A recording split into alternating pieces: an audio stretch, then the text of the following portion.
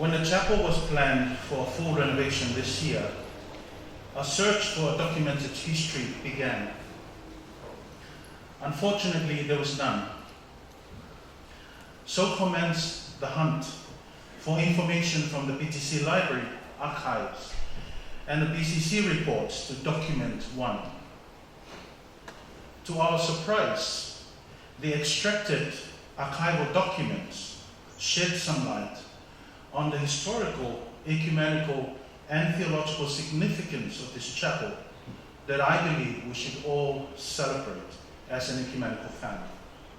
A, chapel history, a symbol of decolonization. The Islander Missionaries Memorial Chapel, as the chapel was originally named by the Pacific churches, was dedicated on Monday, 9th of December 1968 by the Reverend Shione Amanaki Habea, the then principal of Shiatotai Theological College in Toma and the then chairperson of the Pacific Conference of Churches. As the name of the chapel indicates, it was consciously meant to be part of a larger movement in the Pacific that ardently demanded the rightful place of the Pacific Islanders in their own history, which had been at stake during the centuries-long colonialism and its aftermath.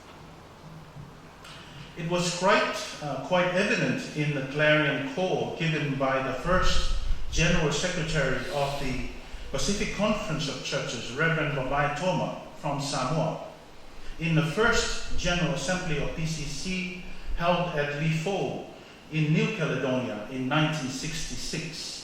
He said, and I quote, "While we have carefully preserved the names of European and American missionaries to the Pacific of last century, we are in danger of losing for all time the names of many more Islander missionaries." End of quote.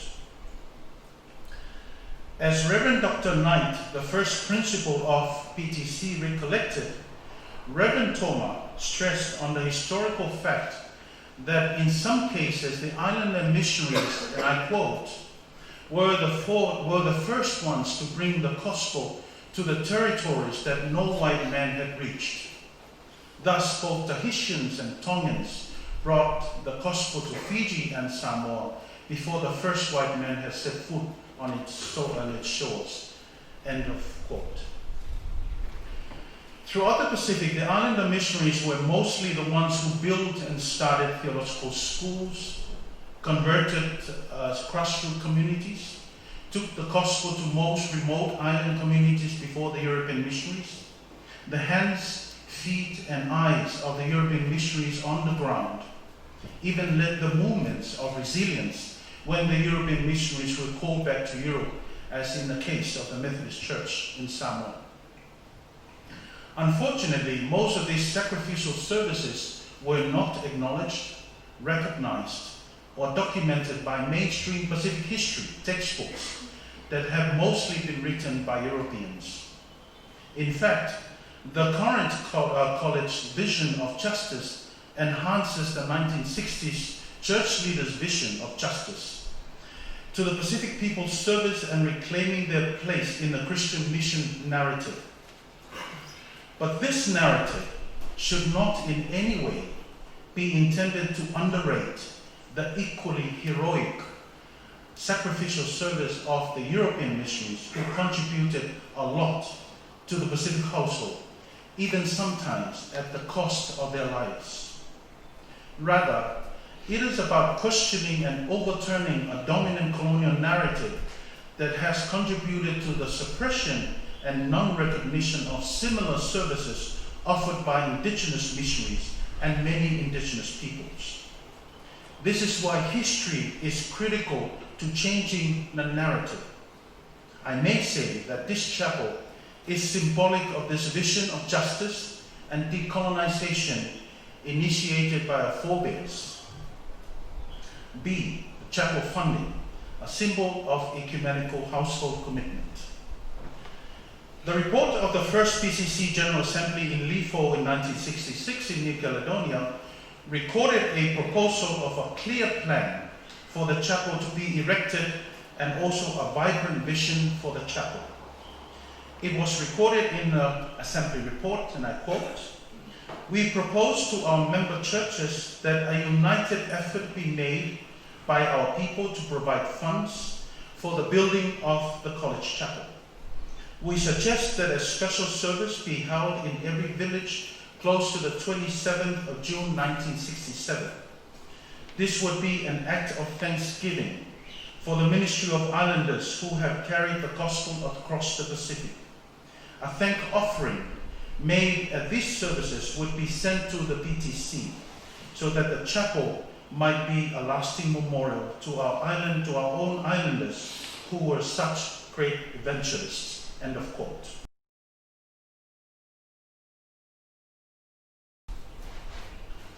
Further, as Dr. Knight records, that the vision of these church leaders was that, quote, "the names of indigenous missionaries would then be laid up in a chapel, which would become their memorial. It is gratifying that the names of the Roman Catholic indigenous martyrs and missionaries will be included in the scroll as well." End of quote. This scroll, if you want to do your research, is found in the library archives, though incomplete. Thus, this shift of mindsets in the church complements the self-determination and decolonization spirit of the 1960s in the Pacific. What I can confidently say is that this chapel was meant to be a symbol of relationality, not only in community commitment from the ground to fund an ecumenical project in the region, but also relationality between Catholics and Protestants. We are family in the mission of Christ to the Pacific household of God. C, chapel theology, a symbol of decentralization of power. The architecture of the chapel signifies the relational vision of the Pacific churches.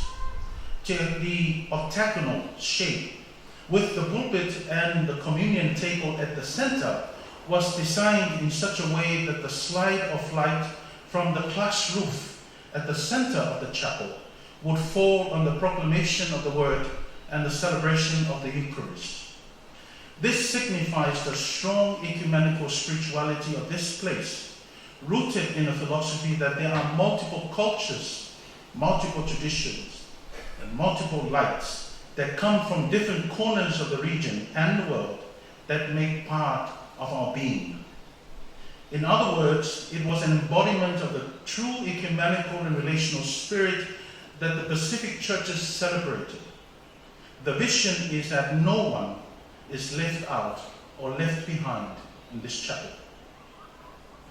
The Pacific churches, having a long experience of being enslaved by colonization, wanted to ensure that the new chapel becomes a symbol of freedom and decentralization of power.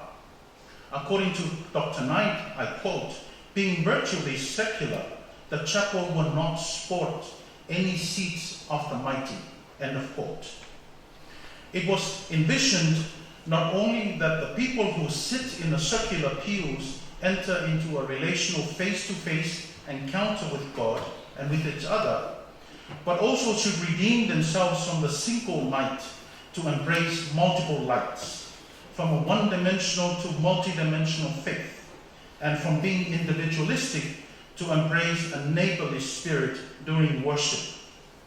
Hence, the chapel, as the great equalizer, symbolizes that all are equals when we come to the presence of God. To conclude, the powerhouse. The powerful symbolism of this chapel provides vision and hope of why this space should be at the heart of our ecumenical journey. This space is not just a chapel. It is a compass of decolonization. It powers both our spiritual journey and the ability to be able to see and interpret life from different, multiple perspectives, especially from the perspective of those suppressed by colonial conventional ways. Our forebears had vision, that this chapel could ignite and shape a movement to change our mindsets of how we read history by constantly questioning what we perceive as the absolute authentic fact that has been normalized by history textbooks. This is the initial step into redemption, into our metanoia moment, into recognizing and giving credit and respect to those who deserve it, like the Islander missionaries, like those who own this land the college is built on, the Suvaho people, whom the Tuisuva present with us today represents. I do hope that what comes out of this chapel, its liturgy, its biblical and theological reflections, would continue to this vision of decolonization, ecumenical commitment, and decentralization of theology, structures, and leadership in order to be faithful to the gospel of Jesus Christ. I end with two announcements. From next week, the chapel will be open from 8 a.m. to 4 p.m. Monday to Friday to host community prayers, meditations, and quiet times for individuals and families in our community, as well as the ecumenical family in Suva. The chaplain, whose office is just behind me, will be the holy man, that Samuel who sleeps in the temple, who will be responsible for this initiative. You are encouraged to use this space as a source of empowerment for your work and studies. 2, from next year, 2021, because of the chapel's important history and theology, the college will honor the church's vision by celebrating annually the 27th of June as the Memorial Day to remember the sacrifices of the Islander missionaries to the Pacific household. This I will recommend to the College Council and Executive. By celebrating every year their contribution to Pacific Christianity, we celebrate as well the meaning and purpose of this chapel. Minato Belebo. Now I want to conclude with a short slideshow of the chapel since 1968.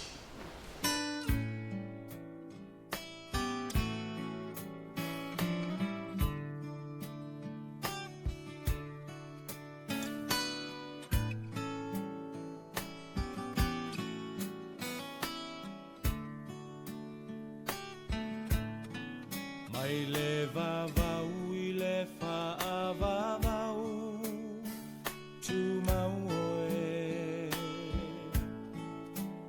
o le papa e le malue lue lo uolo maualunga o te sao ai mai le malosi o le itamai mai le vavau I le whaavavau tu mau oe o le papa e le malue lue lo uolo maualunga o te sao ai mai le malosi o le itamai lo uanganga whamanu mawhawhetai o le atu